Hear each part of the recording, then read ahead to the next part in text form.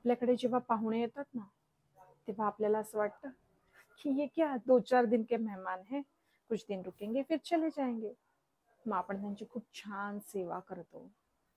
मग 2 दिवस होतात, 4 दिवस होतात, आठवडा होतो, पण तरी ते पाहुणे जायचं नाव घेत नाही.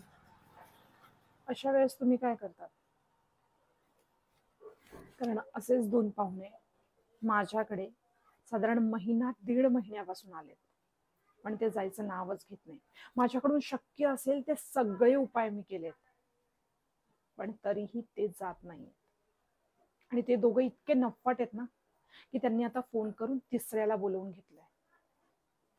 बघा, आणि हा तिसरा. तुमच्याकडे काही उपाय असेल तर प्लीज मला सांगा, प्लीज.